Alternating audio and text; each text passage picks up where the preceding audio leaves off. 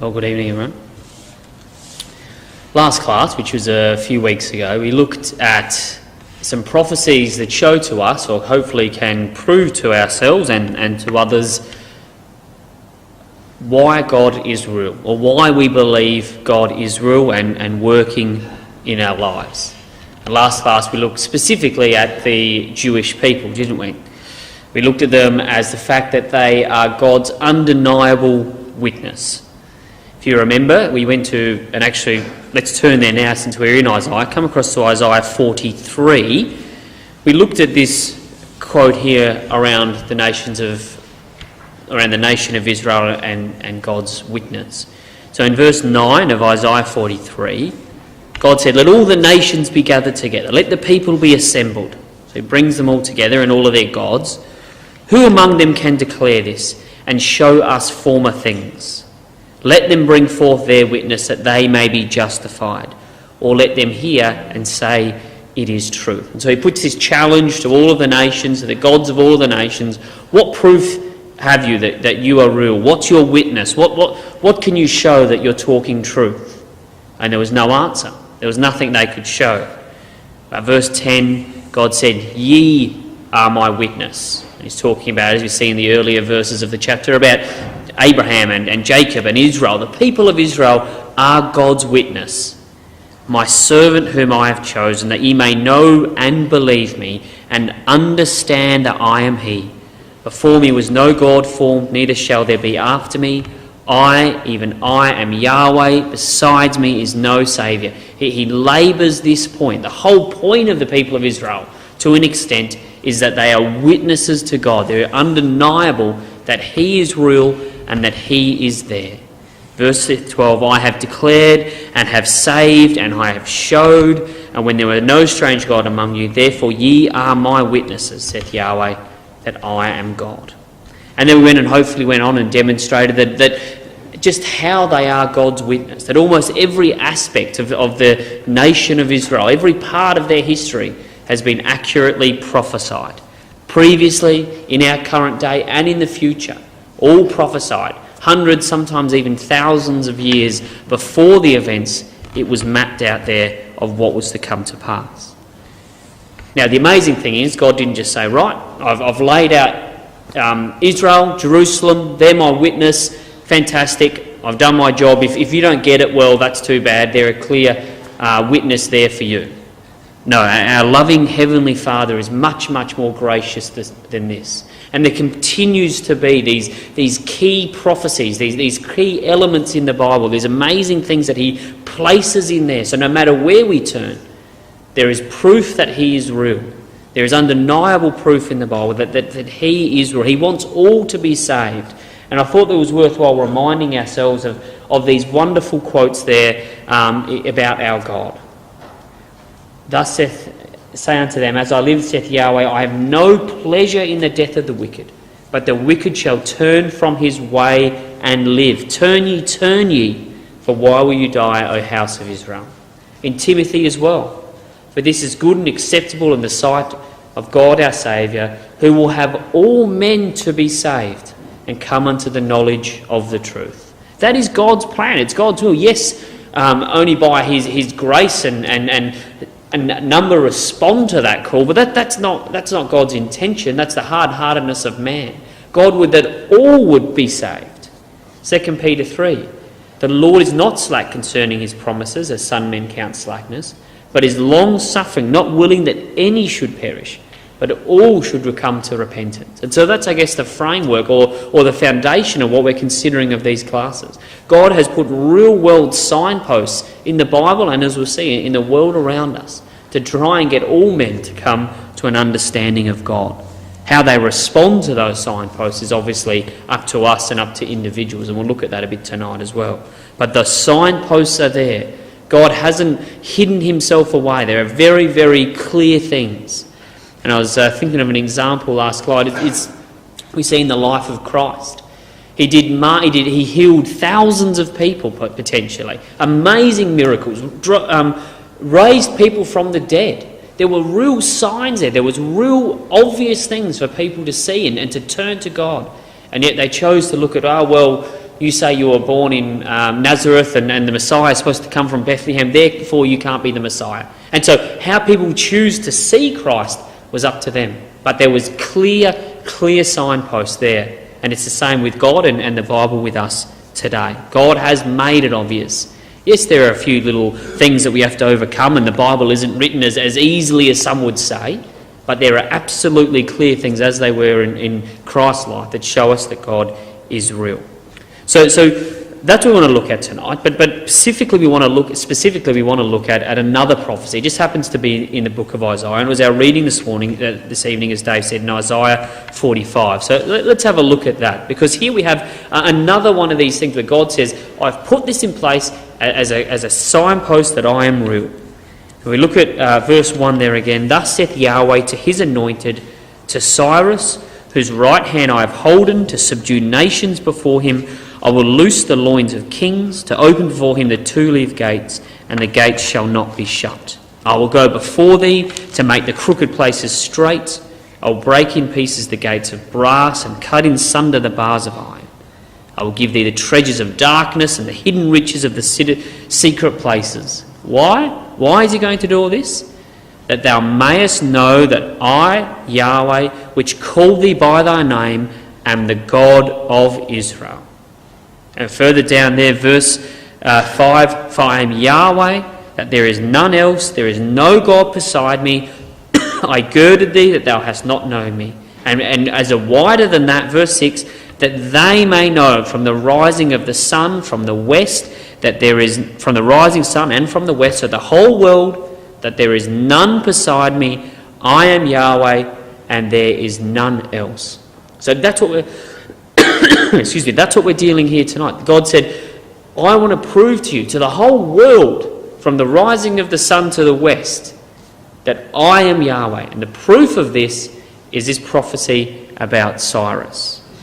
Now, what's so special about these verses? What makes them so special that God says this is one of these signposts? Well, it's a very simple fact. It's not a detailed prophecy. It's not a long prophecy. But it is so specific and so detailed. That's what makes this so amazing and so miraculous. Something that was written, and we'll see, over 150 years beforehand, goes down into specific details. So the miraculous thing about last class with the nation of Israel was just the enormity of it, in a sense. It spanned thousands of years. It spanned whole nations. It expanded sort of the wane and the fall, and even in that in itself was miraculous, that God could control nations over thousands of years and make all these mighty things happen.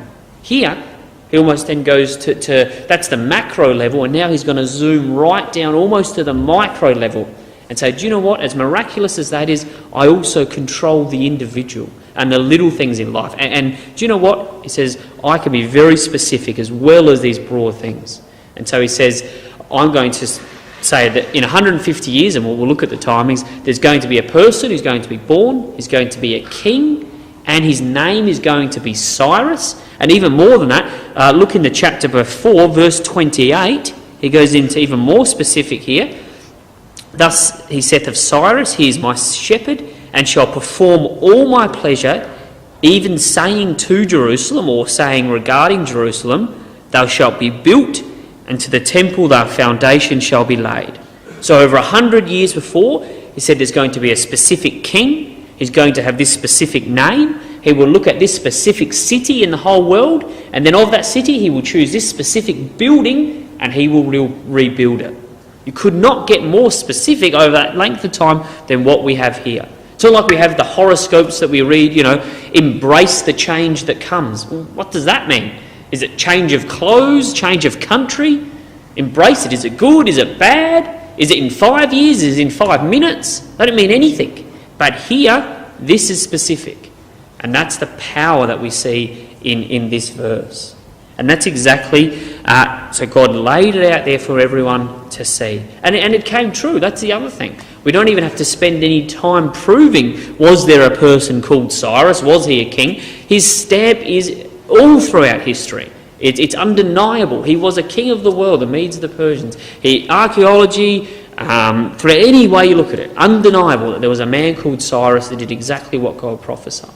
So that's the other side of it, the undeniable prophecy. So God says, here, if you want a proof that I'm God, look at this prophecy. Now, because it is such an undeniably fulfilled prophecy, people don't spend time trying to disprove that there was a person called Cyrus, because it's impossible. So instead they say, well, it must be the other end. There must be something about this book of Isaiah, something that it's written that could make this happen. There's no way that this could happen. We can't look at that and say this is God's thing. We can't possibly have that as a solution. So what's the other solution? Well, Isaiah must have been written after Cyrus was born. That's the only human explanation here of this. And so rather than spend time tonight trying to prove the prophecy, which we normally do, we don't have to do that tonight. What I want to spend time is shoring up our foundation around this prophecy and around the timings of Isaiah and the authorship of Isaiah, so that we can be very, very sure in this firm signpost that this was written when it said it was written, by whom it was written, and therefore is an undeniable fact about the proof and existence of God. You see, when people see signs about God, they react in numerous ways, and here's another one. I thought I'd just put on the screen Romans 1, and I thought this was applicable because it mentions about, in our reading tonight as well, about creation and what God had done. So Romans 1 talks about another clear signpost that God is real, and that's the creation around us. God says because the invisible attributes of God are difficult to see, he made them visible through creation, so that no man is without excuse. In these first verses I have there, well, verse 20, I'll read that. For his invisible attributes, namely his internal power and divine nature, have been clearly perceived ever since the creation of the world, in things that have been made, so they are without excuse. So there's our third, signpost or fundamental pillar of faith. We have Israel, we have prophecy, and specifically Cyrus, and we have creation. These are so people without excuse, no matter where you look, their God is showing and revealing himself. But people don't want to accept this. And so, as I said, it depends how they view these things. Just as the people viewed Christ of their day, they choose to slant these things. And this is what we saw, verse 21. For although they knew God, they did not honour him as God or give thanks to him, but they became futile in their thinking, and their foolish hearts were darkened. Claiming to be wise, they became fools, and exchanged the glory of the immortal God for images resembling mortal man and birds and animals and creeping things. So in Paul's day, in the Roman days, they worshipped all manner of animal idols and gave the glory to the animal idols. In our day today, we see it in Taoism and evolutionary science, and they give all the credit to the animals and the way they involved. I mean, if you ever watch a David Attenborough documentary, it's amazing, isn't it? It says, this bird is just so amazing how it's evolved to know how to do this, and this creature here is fantastic. It's a wonderful creature, and they worship the creature rather than the Creator.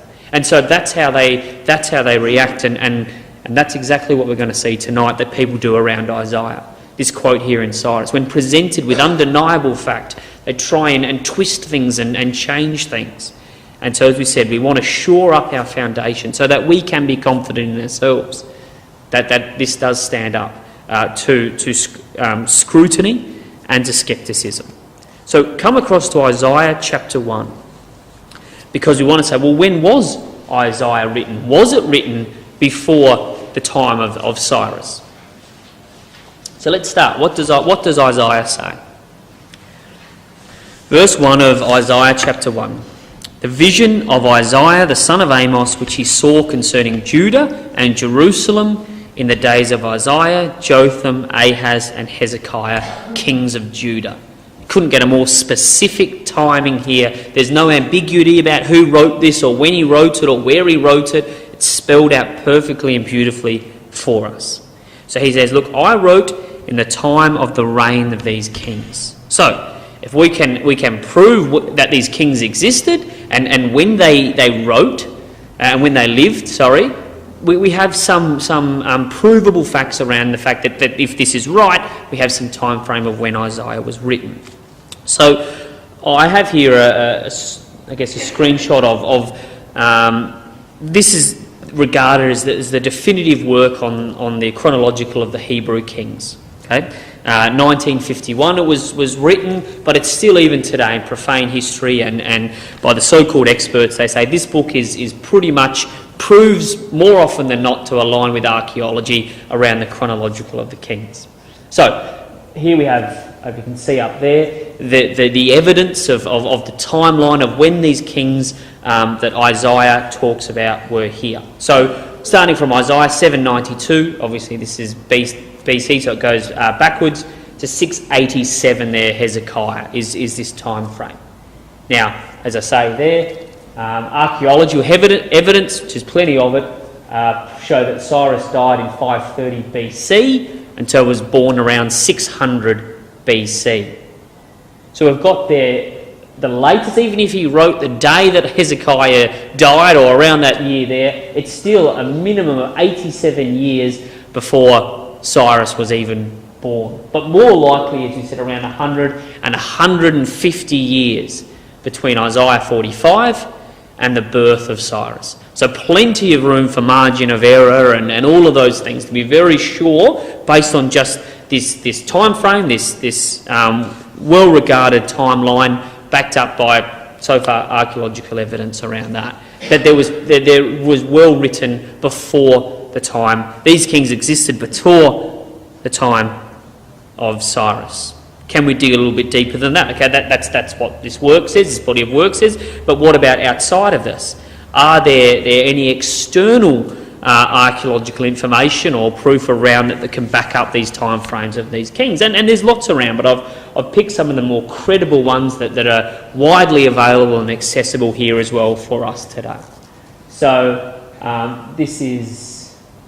I've changed my headings up here, so it's hidden, but it's around... King Ahaz, okay? So here is a seal. It's, I think, in the British Museum at the time. It contains the name of King Ahaz. It calls his father, and it specifically calls him the King of Judah. So we know that this king was alive and existed, just as Isaiah prophesied, just as Isaiah said, and there's a translation. So we know that these kings existed, that they were actually real, and the time frame that they existed in. We continue on. I can't edit it. Sorry, I'm missing that things. This is Nimrod's tablet. Once again, a bit difficult to see there in the sun, but once again, it's in many famous museums. I think it's in the British Museum at the moment, but has been in others. But it's a clay tablet dated 733 from the reign of Tiglath-Pileser, which is the Assyrian kings were very detailed in their record, so it's very easy to date the kings and to have that accurately done. So we can see 733, which is before 600 when Cyrus was born. Going on there, it basically, down the bottom, it talks about saying that it received tribute from King Ahaz, or Jehoiahaz, which his name is, of Judah, consisting gold, silver, etc. And it's one of the first, it's quite famous because it's one of the very first inscriptions mentioning the kingdom of Judah by name. And so here we have a clay tablet, external archaeological proof that there was a king called King Ahaz, and that he existed in time that we said around the 700 to 730 BC, well before the time of Cyrus. So we could start to click this together and have confidence that these kings existed and in the timeline before Cyrus. This is the prism. I've got the name of the prism. It's up there, but it's hidden. That meant, oh, there you go, Taylor Prism, dated 700 BC. Once again, externally dated from other references to the kings in it. As for Hezekiah, the Judea, he did not submit to my yoke. I laid siege to 46 of his fortified cities, etc. Went and did all that and counted them as booty and went off with all of this booty from Hezekiah's time. So we have external, as the king came back, external evidence and dating to show that these kings existed and that they existed before the time of Cyrus. And Isaiah says, I prophesied, I wrote in the times of these kings. Okay, so that's just some sort of external proof around that these kings existed, as I said, and that they were born before. So we can have confidence that Isaiah was written, existed, and he was written in the time frames that he's stated, which is before the times of Cyrus. So people say, okay, well that's fine. That's a good point. So you've proven these kings existed. You've proven that Isaiah wrote in these times before Cyrus. Okay, well then maybe Isaiah didn't write the whole book. Maybe there's two writers. Maybe there is one that wrote in this time as you talk about, and then another Isaiah that may be a ghost writer or someone like that penned the second half of the book after Cyrus and Babylon and those sort of things. And that is, I guess you would call it the more popular view of Isaiah today. Most secular people or people that use the biblical record as a history book, or even those that don't believe in the infallibility of Isaiah, suggest that there's two authors to Isaiah. That the Isaiah that we've talked about, that wrote in the times of these kings, wrote from chapters 1 to chapter 39, and then from chapter 40 onwards was written by an unknown scribe who lived in Babylon at the time of Cyrus, and therefore he could write very accurately about Cyrus and the prophecies, and that's how it happened. So that's sort of, I guess, the continue down this path of refusing to acknowledge the wonder of God. So I think, okay, well that's fine. We can continue down with this as well, where we believe in the Bible, we believe in the authenticity of the Bible, so we should have some answers for this argument as well. And we do, despite, I think, I find it a difficult article, clutching at straws to try and sort of prove so. Some of their reasonings are, maybe there's some changes in the way that it's written, and some of the phrases seem different in the second part. Now, I'm no linguistic expert, so I'm not even going to go into any of those proofs. Really, the bottom line is they can come up with any proof that they want. So-called the fundamental reason is they don't want there to be only one author, because it means that God is real and they have to believe that. So they'll come up with all reasons. But what we need to look at is, why can we be confident that there is only one author in the book of Isaiah, and it was written when we said. So there's a couple of things after looking into this that I thought was worth sharing around that. And I think one of the most important ones is the harmony throughout the Bible, which we know, and we love the Bible and we see it there all the time. So it bears a lot of weight for us in our own community. But when we look at the New Testament, and I have got it here, a list here, these are all the times that the New Testament quotes the book of Isaiah and specifically attributes it to an author called Isaiah. And all of these quotes, as we say here, on the side there, from Isaiah 1 right through to Isaiah 65, are all contributed to one single person called the prophet Isaiah, or Isaiah the son of Amos, or what have you.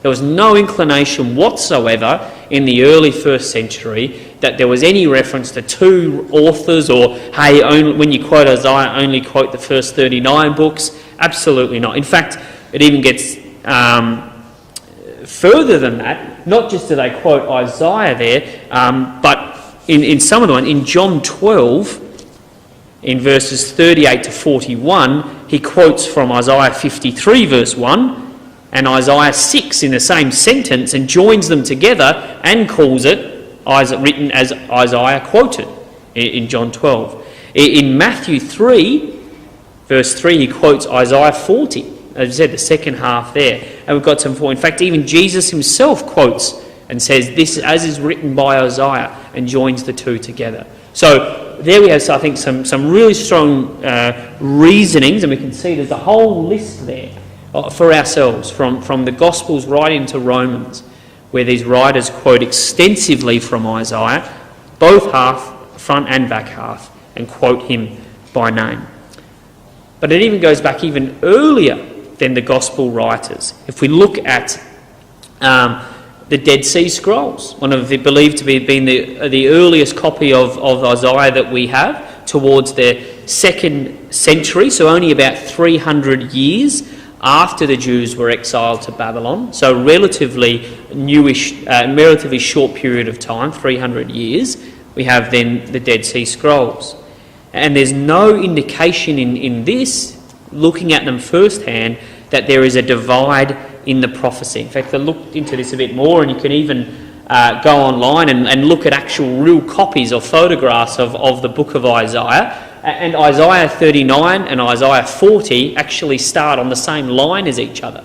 So once again, you can't really see, but where that red line is where Isaiah 39 ends, and Isaiah 40, which is supposed to be a whole new book written by another whole person, start on the same line as each other. There's no visible difference here in it whatsoever.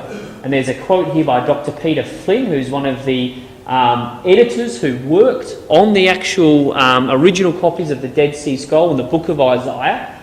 He says here, I'll read because it just cuts off a bit, but many scholastic studies tell us that the book of Isaiah was divided into two parts. First Isaiah by the Isaiah in Jerusalem, chapter 1 to 39, and second Isaiah by a writer living after the Hebrews. So as he's saying, that's the common view today. As a reaction to these kind of studies, many people ask the question of me, is there a division in the great Isaiah scroll between the chapters, la la la? And the answer is no. There is no division at that point.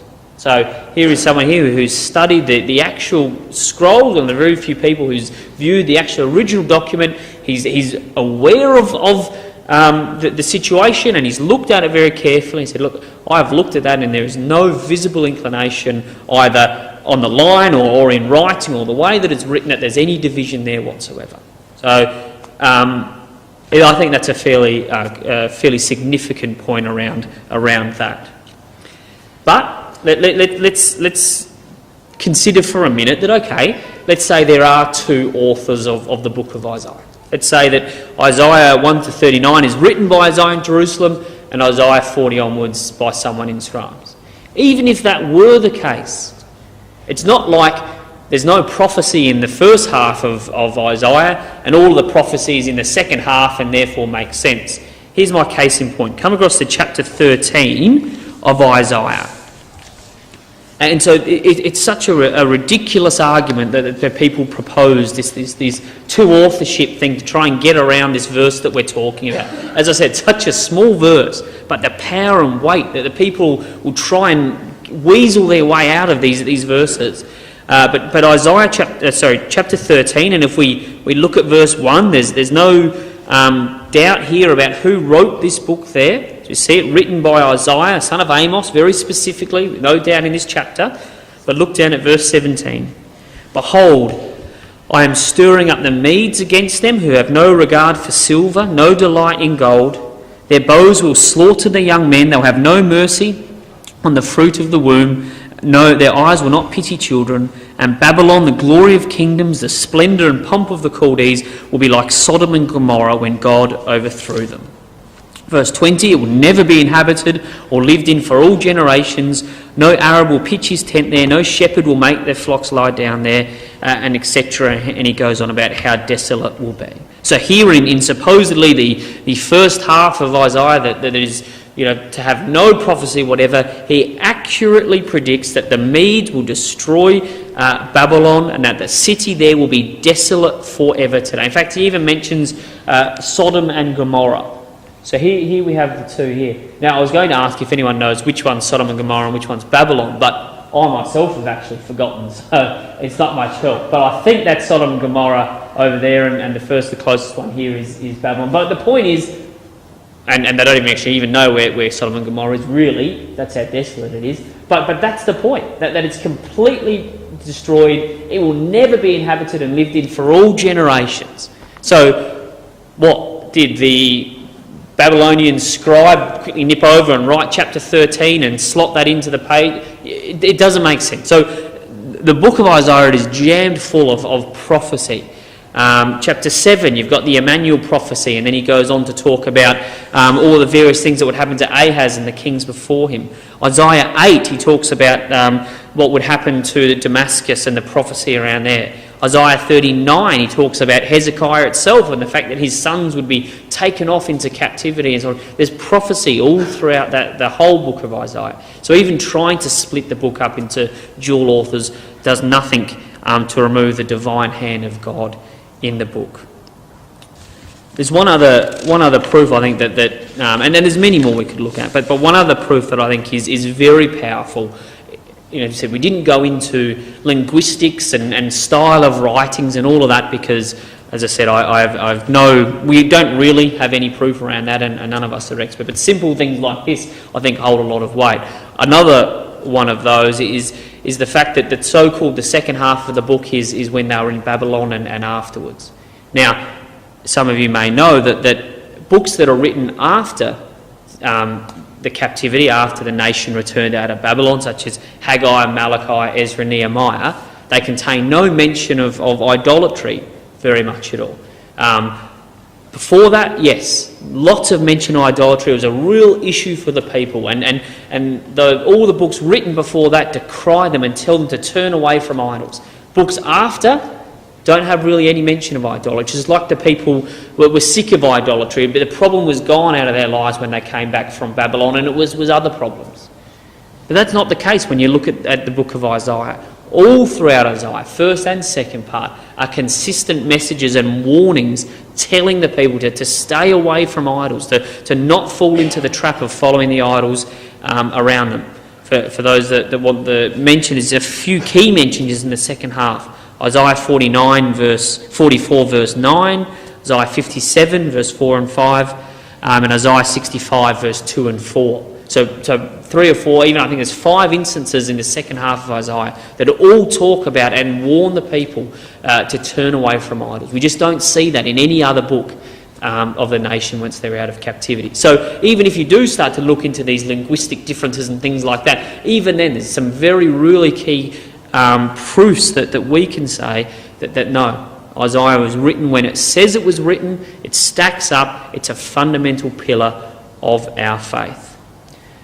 But I didn't want to sort of end on a negative type sort of thing of trying to disprove all of this stuff. So let's come back. Oh, actually, I think I've got it here. Isaiah 45, the bit we looked at. Let's look at the power of this prophecy.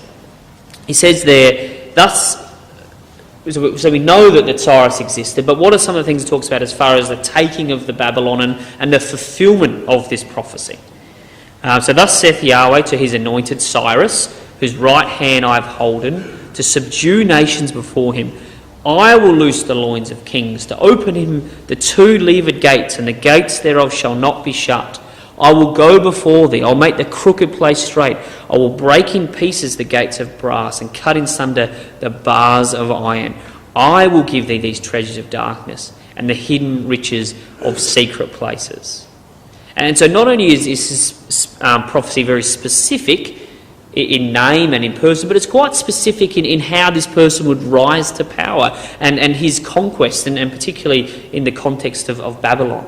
It's not about war and destruction and going out and smashing these forces, is it? God's saying, I will open the gates, I will allow this to happen, I will walk you in to your position of authority and power. And I thought it's worth, even as a cementing our faith in this regards, about even the fulfilment of this prophecy. And so I've just got a thing goes for about 10-minute clip on a professor talking about the archaeology and the reasonings and what we know about the captivity of Babylon and Cyrus's role that he played in that. And we'll see it answers exactly to the verses that we see here. And so I'll just put this on. We can have a look at we'll talk about the clip itself afterwards, because it's an interesting. Some of the things that he mentions are quite interesting. Obviously, this isn't a believer, even though he uses the Bible as a tool. It's very clear he doesn't believe in the infallibility of it. But my name is David Vanderhoeft. I'm an associate professor of Hebrew Bible at Boston College in Newton, Massachusetts. So at the end of native rule in Babylonia, the city was ruled by a combination of King Nabonidus and his son, Belshazzar, known also from the biblical stories, for example, who were sympathetic to Marduk, who had long been the patron deity of the Babylonian dynasty, felt betrayed. Nabonidus also was curious in another way. He left Babylon for a substantial portion of the last decade of his reign to live in the northern Arabian desert at Tema, where he went about worshipping, again, his moon god Sin. Belshazzar is said to have been left behind in Babylon as regent. During these years, the conflict may well have risen to a kind of head. In any case, we know that in 539, native Babylonian rule was put to an end when Cyrus decides to take advantage of the turmoil in Babylon and invade the city. We learn then that the elite Babylonians welcomed Cyrus, at least some of them, into the city as a kind of liberator. The famous document known as the Cyrus Cylinder, discovered in Babylon in 1879, lists the benefactions that Cyrus brings to Babylon, but of course the document is written in Babylonian by sympathetic Babylonian scribes. A few of the things stand out in this Cyrus Cylinder that deserve mention. Cyrus himself, according to the text, claims that it was the Babylonian god Marduk who welcomed him into his role. So, for example, we read that Marduk surveyed and looked throughout all the lands, searching for a righteous king who he would support. He called out his name, Cyrus, king of Anshan. He pronounced his name to be king over all the world. This echoes, of course, surprisingly, the language of the so-called second Isaiah in chapter 45 and elsewhere, including 48 of Isaiah, who likewise understood Cyrus as a kind of liberator figure, the only king in the Messianic, to be ascribed the Messianic title, Mashiach, in the Judean tradition, who wasn't a native Judean. Later in the Cyrus Cylinder, Cyrus then speaks about the great benefactions he performed for Babylon and the joy that this brought to the high god Marduk. I'll read a section of this text, lines 22 and following. When I entered Babylon in a peaceful manner, I took up my lordly reign in the royal palace amidst rejoicing and happiness. Marduk, the great lord, caused the people of Babylon to rejoice. I daily attended to his worship. My vast army moved about in Babylon in peace. I didn't permit anyone to frighten the people of Sumer and Akkad, the traditional names for Babylonia. I sought the welfare of the city of Babylon and all its sacred centers. As for the citizens of Babylon, upon whom he, that is, the predecessor Nabonidus, the wicked king, had imposed corvée, tax duties, which was against the God's will and not benefiting them, I relieved their weariness and freed them from their service. Marduk, the great lord, rejoiced over my good deeds. He sent gracious blessings upon me, Cyrus, the king who worships him, and also upon Cambyses, the son who is my offspring, and upon all my army, and in peace before him we move about. So one can hear then the Babylonian scribes speaking in support of Cyrus, and Cyrus claiming to be nothing but an agent of Marduk and a peaceful denizen of Babylon. Was this the case? We know quite a bit about the details of Cyrus entering into Babylon and taking up reign there in the autumn of 539 BCE. The Greek historians, some fragmentary biblical references, and also other Babylonian texts tell us about his entry into the city. Not all details are clear, but we see that shortly after Cyrus's arrival in the city, the cuneiform scribes began to date their documents according to the reign of Cyrus, for example. Word had spread quickly, within a week, that new documents should be penned in the first year of Cyrus. Now, the tradition historiographically about how he entered the city is interesting. As the Cyrus Cylinder says, he came into the city in peace. His army was completely passive and didn't upset the local order. Cyrus later says that he took great care to observe the cult of Marduk in Babylon and didn't even let his soldiers march around in the city.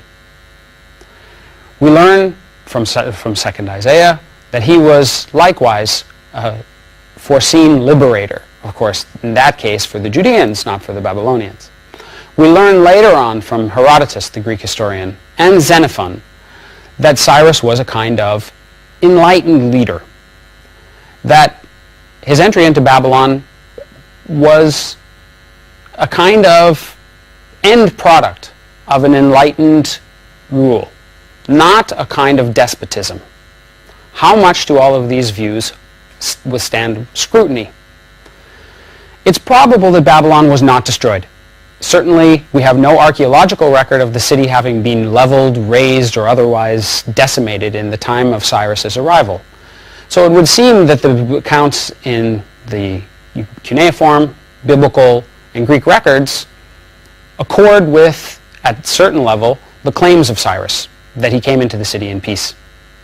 And yet, the Greeks, and maybe even the Babylonians and the Judeans, recognized that there was something in Cyrus's achievement that might have involved a military stratagem. Herodotus and Xenophon suggest that since this was the autumn, and since the Euphrates was at its lowest level, Cyrus used a kind of hydrological stratagem to make his entry into the city.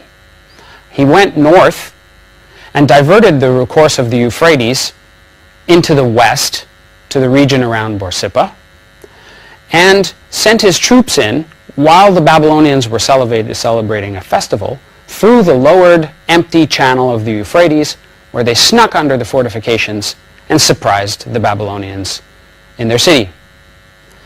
Now, we don't have any affirmation that this, in fact, took place in Babylon. We don't have any cuneiform tablets that speak to this. We only know this claim that he entered peacefully.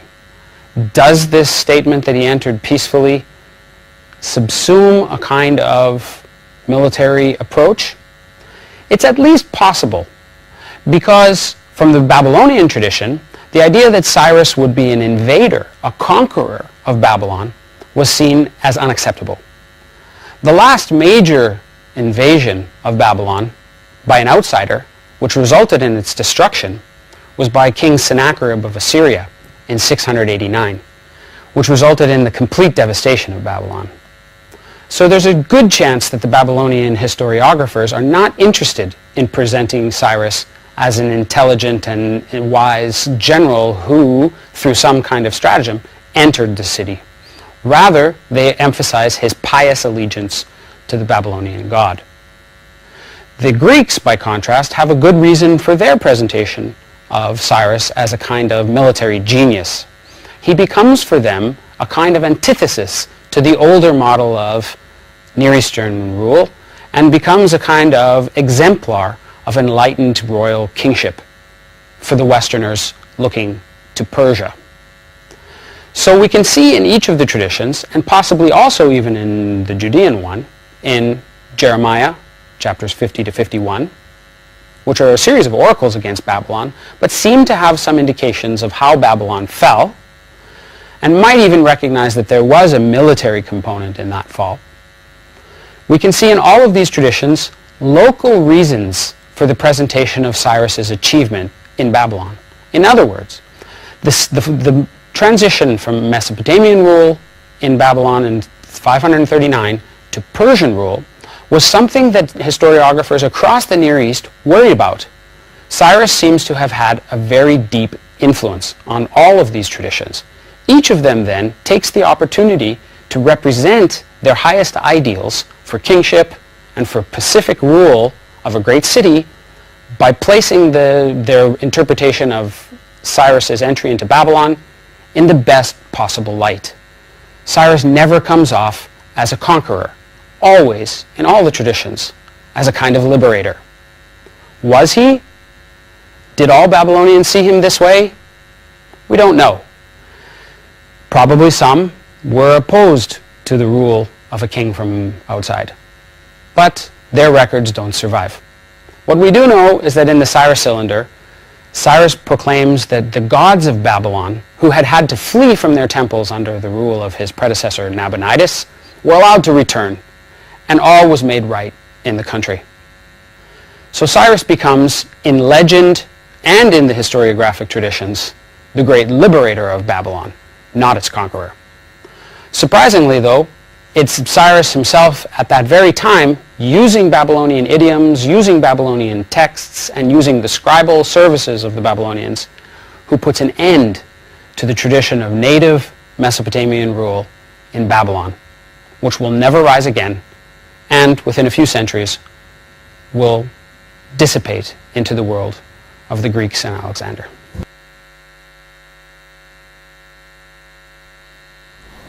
Yeah, so that is the a professor of Bible presenting their view on the destruction of Babylon. And it's very wishy-washy, as they all tend to be. They never want to take a firm position. But the point he's saying is, whichever way you look at it, as the victor writes the history, it wasn't some big destruction and mighty military act, but rather either through stealth or even through the people actually even opening the gates for him to come in.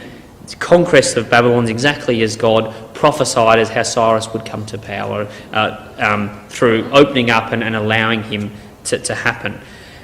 As I mentioned, there's a few interesting things. He talks about this second Isaiah. So he's a believer in one of these believers that there was two Isaiahs in the book. But I thought it was interesting he mentions about, without even really knowing it, that just dropping as a line that in what we read this evening in Isaiah 45 talks about Cyrus as the Messiah, one of the only few references to Cyrus as the Messiah, which we know sets up this wonderful parallel that is in the book of Isaiah around Cyrus and the type that he is to Christ. So even he picked up on that, but without really understanding the power of what that was. And then his final comment there at the end was interesting, wasn't it? Saying that Babylon from then on was destroyed, never to be raised again, and then would be swallowed up into the power of the Greeks and the Romans, exactly as foretold by Daniel's image and the prophecies in our Daniel, exactly as we believe and is laid out in history. So no matter which side of history you look on, these prophecies were fulfilled exactly as God fulfilled it, prophesied it to be through the hand of Isaiah. So that's time there for us tonight. But hopefully, God willing, we've seen again another signpost there of God's wonderful, clearly indicated reasons and pillars of our faith to believe that He is real, whether it's on a global scale through the nation of Israel, as we saw last time, or whether it's down to individual people and operating all these things in individual lives. God's hand is there. His angels are there. And just as He's working, as we said last week, for the thousands of angels as they're working to fulfill these prophecies, these same angels are working as individuals in our lives as well. And we can have confidence that the God that we believe is real.